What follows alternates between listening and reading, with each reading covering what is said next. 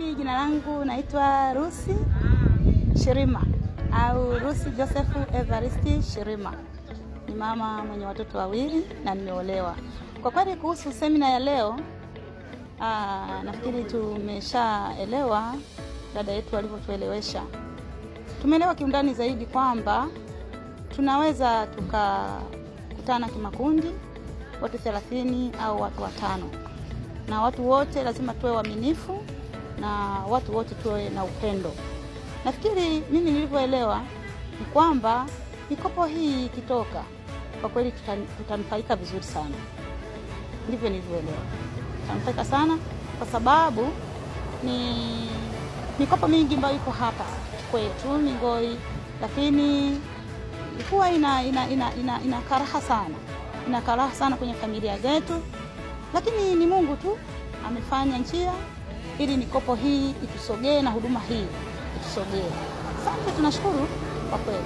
Kwa kweli Yes Vikoba nafikiri itatatua changamoto za wamama, vijana na walemavu.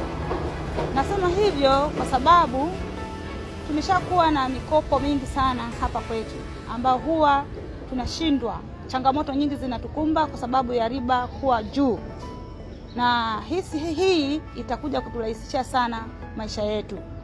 Na fikiri sana huu mradi wa Yes Vikoba itatusaidia kwa ujumla, itatusaidia.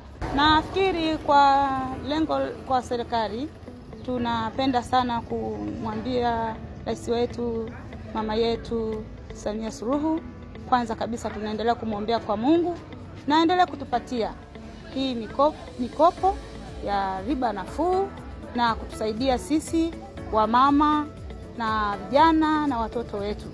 Lengo ni kwamba tuweze kujikimu ili maisha kujirahisishia. Badala ya kuona maisha yanakuwa magumu, tuone maisha yanakuwa rahisi. Kwa upande wa kina mama, nafikiri wa kina mama ni wachakarikaji sana. Na kina mama ni watu ambao wanajituma sasa hivi. Na nafikiri akina mama ni watu sasa hivi ambao wanaendelea kuwa juu. Na ni wamama ambao wanaendelea kufanya kazi kwa nguvu zaidi. Hivyo tunachoomba ni kwamba serikali yetu iendelee kutusaidia akina mama, akina baba na wazee pamoja na walemavu. Nafikiri Mungu ataendelea kusaidia, tutaendelea kufanya vizuri akina mama.